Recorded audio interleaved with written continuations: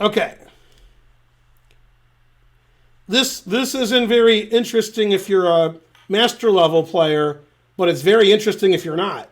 So, since 99% of you aren't master level players, this is good for you. So, black's winning because black's up in exchange. And Danya and I had an interesting talk about how rooks are better than minor pieces in the end game. And then he was dissing exchange sacrifices. And then I was like, nah, that's wrong. Always sack the exchange. Okay. And then you get this position, and now we're in agreement that the rook is a million times better than the knight, so white's completely lost. Because it's the end game, and the knight can't do anything.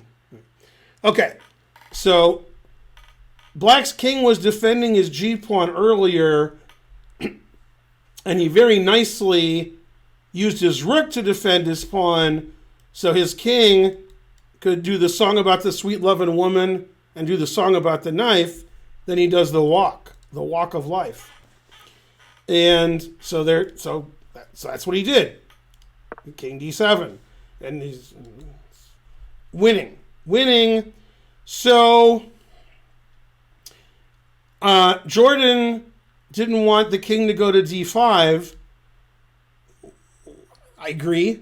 If he moves his king, let's say here, rook there attacks the knight and the pawn, and the knight can defend the pawn, but then I just walk in here. So he tried to stop the king from walking in here by playing knight g2. Then if the knight goes to f4 or e3, he stops this. And if the king goes here and we play knight f4, we're stopping king d5 and we're threatening the e-pawn. So knight g2 looks very reasonable. Otherwise, black just wins without any problem. And then for somebody of this level, this is very easy. And I mean, this is hard for me because it's not hard for me to figure out. What I mean is it's hard for me to teach a student about this because I would be somewhat angry at a student if they played the right move here, if their rating was really low, because I would just think they're getting lucky, that they didn't calculate to the end, but they just hoped.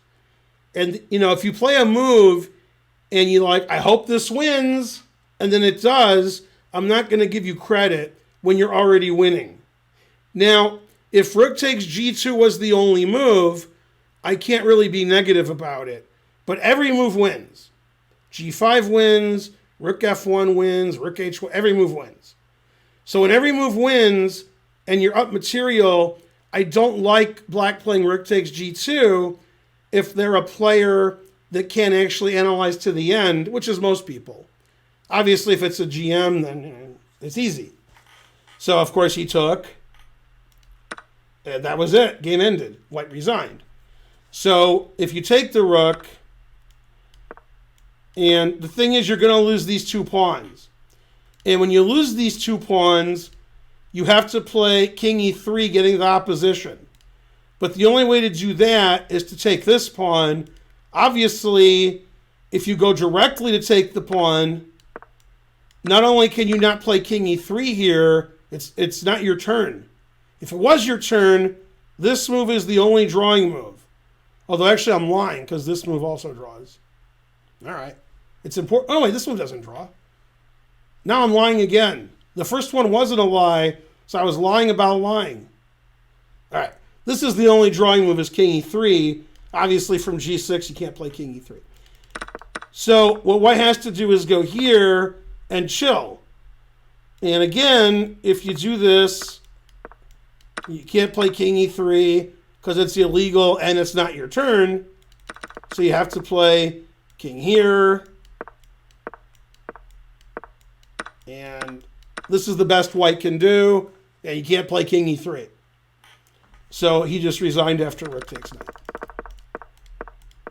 But it's funny, the rook is just so much better than the knight. But because of the pawn structure and the king position, I can just take this. Because I get my king to d5 immediately. And of all the puns that Naroditsky made during the broadcast. This one I liked because a lot of times when it's an Eastern European GM who's not the most famous person on earth, I don't know their first name. And his first name's Kacper, so he said, well, this game Black wasn't being friendly. And he was referencing Kacper the Friendly Ghost. Now, I make jokes about Kasparov the Friendly Ghost, but that's not as funny. Yeah.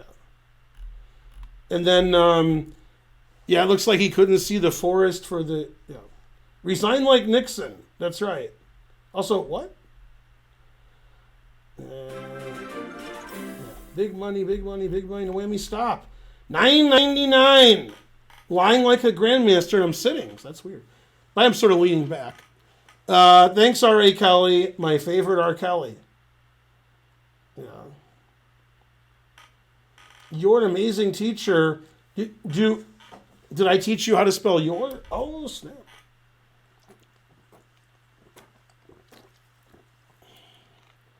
Yeah.